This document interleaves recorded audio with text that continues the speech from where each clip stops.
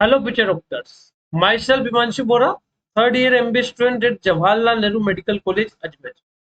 आज का वीडियो बहुत ही इंपॉर्टेंट वीडियो होने वाला है। इस वीडियो में मैं आपको बताऊंगा कि काउंसलिंग के जो न्यू रूल्स आए, ऑल इंडिया की काउंसलिंग में जो न्यू रूल्स आए हैं, उससे ऑल इंडिया की कोटा और स्टेट कोटा की कट ऑफ पर क्या फर्क पड़ेगा, दोनों मैं आपको डिटेल में बताऊंगा और एक एग्जाम्पल देके बताऊंगा कि 2022 में क्या सिनेरियो था, 2023 में क्या सिनेरियो हो सकता है। तो वीडियो आपके लिए बहुत इंपॉर्टेंट है। चैनल को सब्सक्राइब कर देना, वीडियो को लाइक कर देना। तो चलो हम वीडियो में आगे बढ़ते हैं।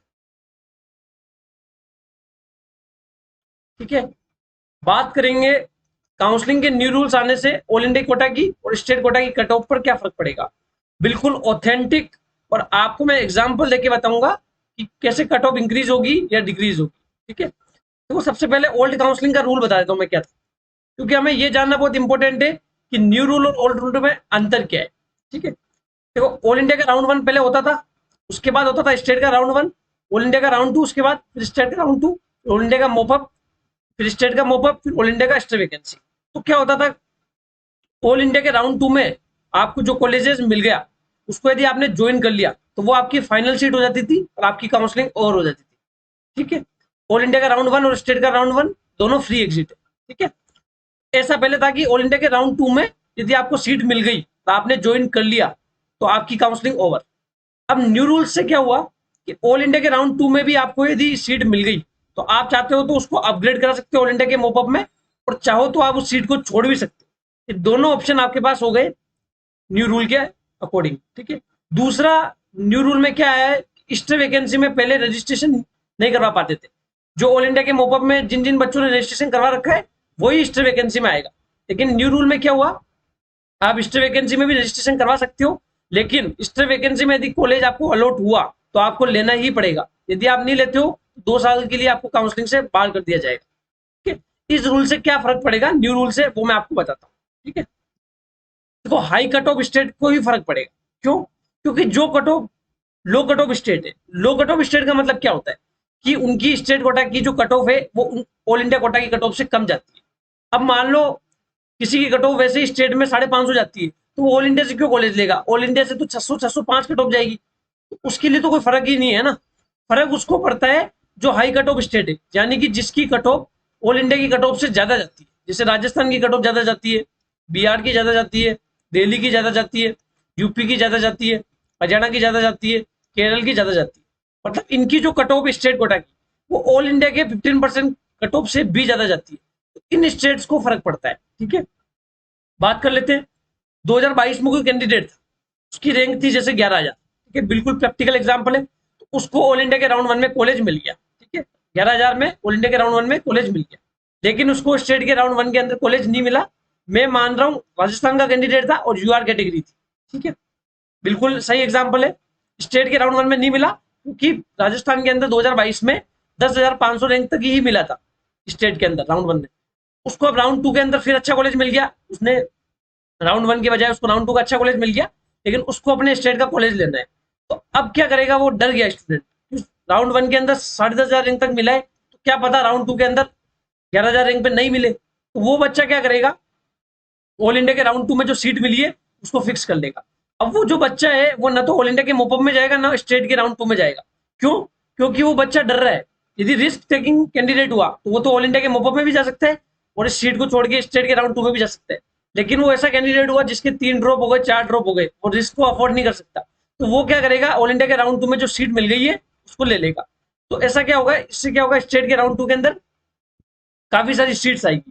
ठीक है, ऑल इंडिया के मोपअप में भी सीटें कम आएगी, ऑल इंडिया के मोपअप में सीट कम आएगी क्योंकि ऑल इंडिया के राउंड टू से उसने सीट ले ली।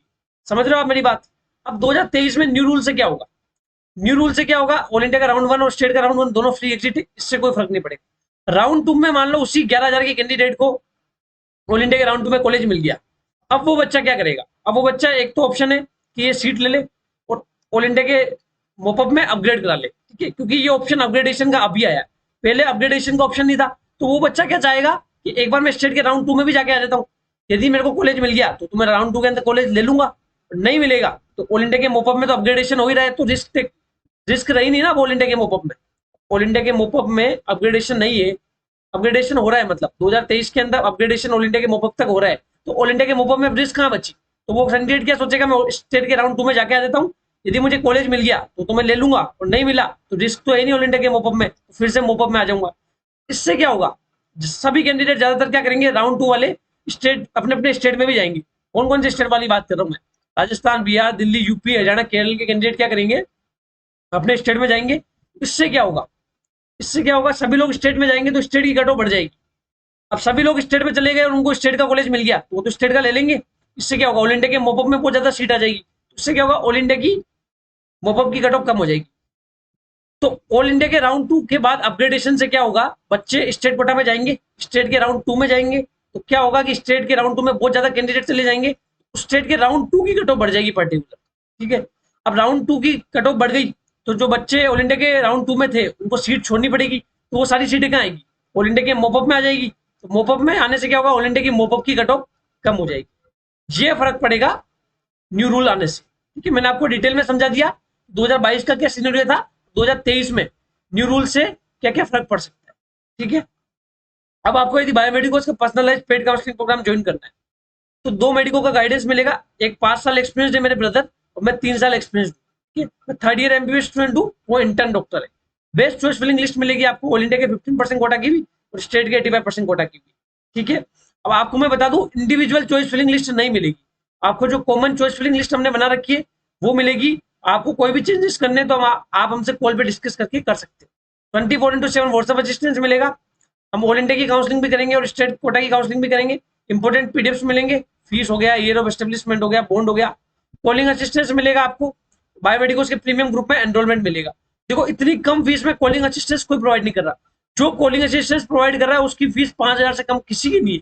पूरे इंडिया में एक भी काउंसलर ऐसा नहीं जिसकी फीस 5,000 से कम है और वो कॉलिंग असिस्टेंस प्रोवाइड कर रहा है, ऐसा कोई नहीं है। हम आपको 2 मेडिको का गाइडेंस भी दे रहे हैं, कॉलिंग असिस्टेंस भी प्रोवाइड कर रहे हैं मात्र 1,000 रुपए की फी में। अभी स्पेशल ऑफर चल रहा है, हमारी जो 1,500 रुपए की फी थी उसमें भी 33% डिस्काउंट करके हमने 1,000 रुपए उसकी फी कर दी है। 28 जुलाई के बाद फीस 1,500 हो जाएगी, तो जल्द से जल्द जिनको एनरोल करना है वो बायोमेडिकल्स के पर्सनलाइज्ड पेड काउंसलिंग प्रोग्राम में एनरोल करना है। अब काफी बच्चे जिनको सिर्फ चॉइस प्रेफरेंस लिस्ट चाहिए, इंपोर्टेंट पीडीएफ चाहिए, तो उनके लिए हमने अलग से कोर्स बनाया पीडीएफ प्रोग्राम। 250 रुपीज आप 9521270863 पे पे करो, उन पे गूगल पे पेटीएम कर सकते हो। उसके बाद पेमेंट का स्क्रीनशॉट इसी नंबर पे सेंड करो, फिर मैं आपको इंपोर्टेंट पीडीएफ सेंड कर दूंगा। ठीक है, बाकी यदि पर्सनलाइज्ड पेड काउंसलिंग प्रोग्राम यदि आप स्पेशल ऑफर में ज्वाइन करते हो तो मात्र 1,000 रुपए की फी देनी होगी, जिसमें आपको important PDF free of cost आपको मिल जाएगी। ठीक है, यदि वीडियो अच्छा लगा हो तो वीडियो को लाइक कर देना, चैनल को सब्सक्राइब कर देना। ये चैनल हमारा नहीं है, ये चैनल आप सभी का है, आप सभी ने मिलकर इस चैनल को बनाया है, अपना चैनल समझ के इसको सब्सक्राइब कर देना। Thank you so much.